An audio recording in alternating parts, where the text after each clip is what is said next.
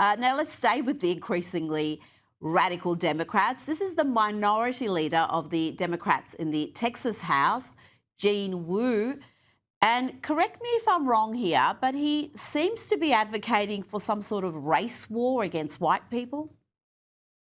I always tell people the day the Latino, African American, Asian, and other communities realize that they share the same oppressor is the day we start winning.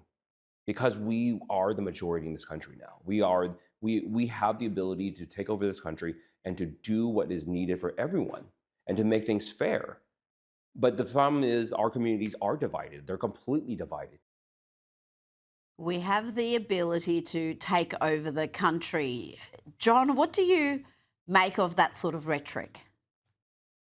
Well, that kind of racism is really antithetical to the American ideal and to American history. And by the way, whites are still a clear majority in the United States. I'm not sure what he's talking about. And he's right to the extent that he says that the idea of a minority coalition is really a fantasy. If you look at the 2024 election, President Trump's best demographic was American Indians. His second best demographic was Asians, and he virtually tied with Kamala Harris with Hispanics. And so the good news, Rita, is that most minority voters in America are not falling for this kind of racist nonsense.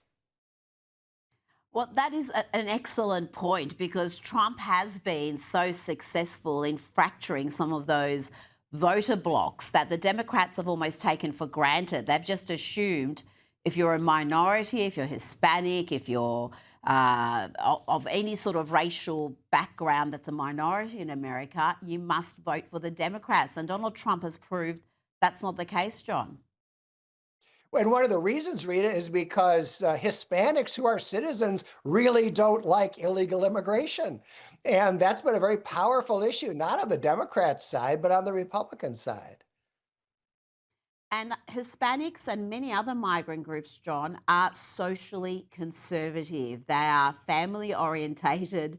They are very socially conservative. And with the Democrats getting increasingly radical, particularly with their trans agenda, it's very easy for the Republicans to appeal to those sorts of voters. John, let's turn our attention now to the latest revelations from the Epstein files. And newly released FBI documents show Donald Trump personally called the police chief in Palm Beach, Florida, back in 2006 to thank him for investigating Jeffrey Epstein and told him to focus on the disgraced financier's evil accomplice, evil being a quote there, Ghislaine Maxwell. ABC reports the former Palm Beach police chief who investigated Jeffrey Epstein told the FBI he had received a call from Donald Trump in 2006 saying, "Thank goodness you're stopping him. Everyone has known he's been doing this." And John, we are talking about a period here before Epstein was charged and convicted. Yeah, that quote is from an interview in 2019 that the Palm Beach chief of police related to an FBI agent when the FBI was investigating Epstein, and credited Donald Trump with having called him in 2006, very early in this whole story, saying, well, thank goodness you're going after this guy and you should go after Ghislaine Maxwell. You know, she's evil. I think the point we don't want to lose sight of, though, Rita, is that we know that Jeffrey Epstein hated Donald Trump. The Democrats continue this futile effort to smear Donald Trump by associating him with Epstein. Well, there was an association in the sense that he kicked Epstein out of Mar-a-Lago as a guest.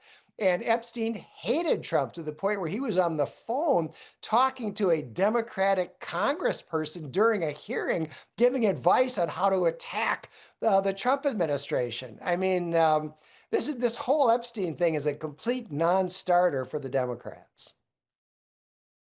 But so many have this false perception that it's Donald Trump that's all over the Epstein files, not members of the Democrat Party or a former president there who appears multiple times.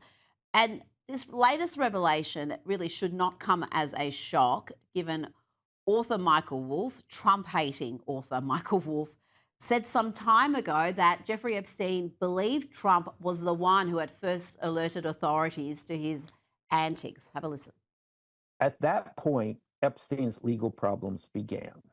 The police began to investigate him over allegations that he was that there were underage women coming to his house. Epstein believed that it was Trump who first informed the police about what was going on at Epstein's house.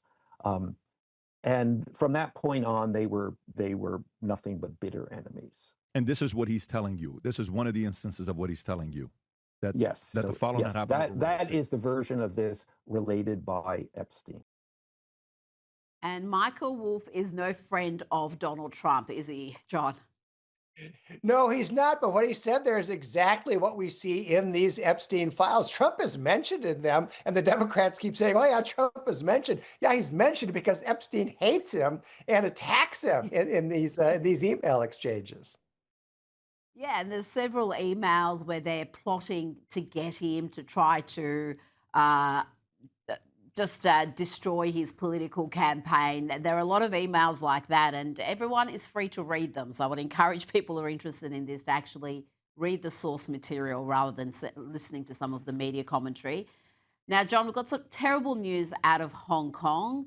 Jimmy Lai, the media tycoon, pro-democracy campaigner, has been jailed for 20 years for allegedly colluding with foreign forces under these controversial national security laws. US Secretary of State Marco Rubio has expressed his dismay at the sentence, writing, "The sentencing of Jimmy Lai in Hong Kong is an unjust and tragic conclusion to this case. We urge the authorities to grant Mr. Lai humanitarian parole." Will President Trump raise this issue with Beijing directly, John?